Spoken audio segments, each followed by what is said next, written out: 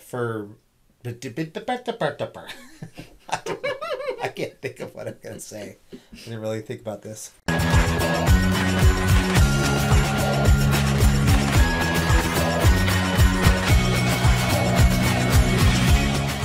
Good morning and welcome to another edition of YouNews, where you can be the reporter. And don't forget that our top reporter of the month will take home this coveted Tumbler corn-fed life. And who will that reporter be? Because that reporter has already been determined.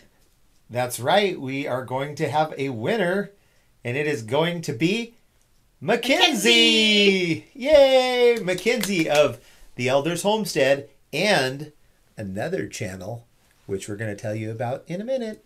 So stay tuned for that as well. All right, what are today's top stories? Today's top stories. There's huge protests going on in Iran right now over the death of a young girl for not properly wearing her hijab. She was detained and died shortly thereafter.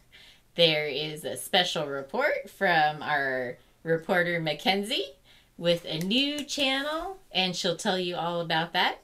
And we have a special mail call. Mail call! Today featuring Deviled Eggs, Fallen Arkansas Veterans, and Lazy Bums Ahead. All right. So for our first story, women have been at the forefront of escalating protests in Iran, sparked by the death in custody of a woman detained for breaking hijab laws. Crowds cheered when women burned their hijabs on a bonfire in Sari on Tuesday, the fifth successive day of unrest. Activists said a woman was among 3 protesters shot dead by security forces in Urmia, Piranshar, and Kermanshah. Authorities accused protesters of killing 2 civilians in Kermanshah as well as a police assistant in Shiraz. At least 7 people are now reported to have been killed since protests against the hijab laws and morality police erupted after Mahsa Amini's death. The 22-year-old Kurdish woman from the northwestern city of Saqqez died in a hospital on Friday after spending 3 days in a coma. She was with her brother in Tehran when she was arrested by morality police, who accused her of breaking the law requiring women to cover their hair with a hijab or headscarf and their arms and legs with loose clothing. She fell into a coma shortly after collapsing at a detention center. There were reports that police beat Miss Amini's head with a baton and banged her head against one of their vehicles. Acting UN High Commissioner for Human Rights Nada al-Nashif said, "The police have denied that she was mistreated and said she suffered sudden heart failure, but her family has said she was fit and healthy." The UN had received numerous and verified videos of violent treatment of women as morality police expanded their street patrols in recent months to crack down on those perceived to be wearing loose hijab. Since 2014, there has been an increase in protest against the hijab, with women posting pictures on social media without their hijab. Senior MP Jalal Rashidi Kuchi publicly criticized the morality police, saying the force was a mistake as it had only produced loss and damage for Iran. Following the 1979 Islamic Revolution, authorities in Iran imposed a mandatory dress code requiring all women to wear a headscarf and loose-fitting clothing that disguises their figures in public. Morality police, known formally as Gashti Irshad guidance patrols, are tasked, among other things, with ensuring women conform with the authorities' interpretation of proper clothing. Officers have the power to stop women and assess whether they are showing too much hair, their trousers and overcoats are too short or close-fitting, or they are wearing too much makeup. Punishments for violating the rules include a fine, prison, or flogging. Oh, wow. I love the U.S. I love living here. I don't want to live in a culture like that. Oh, just imagine. It's so sad that a beautiful young lady had her life taken just because they didn't like how she was wearing her headscarf. That's absolutely disgusting. And I applaud the people of Iran for rising up in protest. Yes. Yes. That is very brave. Change needs to come. Yeah, very brave when they know that, they can be killed and shot. And so our applause to all the women that are standing up against this evil regime. May God be with them all. Yes. All right. Now we turn to our one of our favorite reporters in the field, Mackenzie from the Elders Homestead, with a special report. Go ahead, Mackenzie. Thank you, Cornfed. And I'm Mackenzie, and you're watching the Get Moving broadcast for here in central Wisconsin. And it is end of September. We are actually seeing record cold temperatures in the evening. In fact, 28 degrees was recorded the other day, which we have not seen that number in a while. In fact, we have even turned our heat on in the house because it is way too chilly for us. The farmers are out. I have seen them out this week. They are starting to pull the corn off their fields. They're getting ready for an early winter, which has also been broadcasted as a La Nina, shall we say? Anyway, you're watching the Get Moving channel and the broadcast, and we are proud to announce that we also have a 75-foot by 32-foot garden, which we have not really partaked in this year because of our new eating style and our healthy lifestyle. And the garden was kind of off limits as we got closer to the end of the year. We had corn, as you can see back there, but we didn't get a chance to partake in it. I would like to let people know that if you are going to be planting any kind of corn, don't plant it near a field corn because it will pollinate with each other and it'll make your corn taste horrible. So next year we do plan on planting some more corn. Not quite sure yet. It all depends upon what's going on with our lifestyle. But anyway, all of this garden that we did not get a chance to use, a lot of it got donated to friends, to family, to animals on farms, and some of it got stuck in our freeze dryer into Mylar bags for future preparation. And we are excited to say that if you will watch our channel, you'll be able to see us on Get Moving. Back to you, Cornfed. Thanks, Mackenzie. That sounds very exciting, and we look forward to checking out your channel. And anybody that's looking to begin a weight loss journey, her journey is absolutely astounding. The amount of weight that she's lost, and very inspiring. So make sure to tune in to Mackenzie and Dan's new channel and get yourself on the right track to fitness. Yes. All right. So what have we received in the mail lately? That's right. Let's get to it. The mail call. Burr, burr, burr. So we don't do these very often. So we're way behind. So some of these things we've received over the last few months. From one of our favorite channels, Lazy Bums Ahead. Oh, I mean Lazy Days Ahead. We got some homemade jelly from Miss Lisa.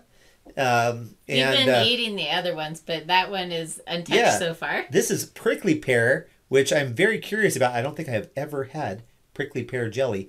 We are working our way through her mango jelly, which is fantastic. Yes. And also, she sent us in this beautiful wineskin to keep it safe, which is a very cool reusable thing to transport bottles. And inside here is not a bottle of wine, but is something. If I can figure out, are you supposed to you gotta rip it open. Fold over at line? Let's see. Do you cut it open? Stick, seal here. Yeah, maybe it's meant to cut. Oh, wait, no, I think I can get into it. Yeah. It's too smart for us. We can't figure it out. All right, here we go. I'm in. All right. And what is it? It is only... something.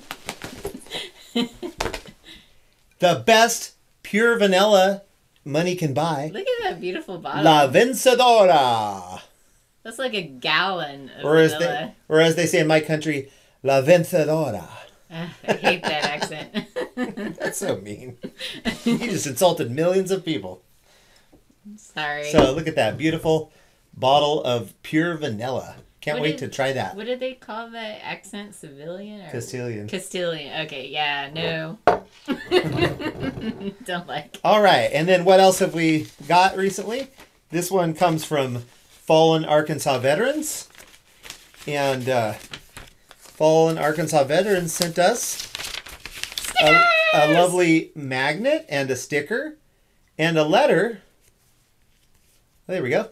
And a letter to let us know that they do not watch our channel, but they plan, but he plans on watching it in the future. So we hope so. We hope that you watch this one. But thanks for the cool magnet and the cool sticker. We appreciate it. Thank you so much. And last but not least,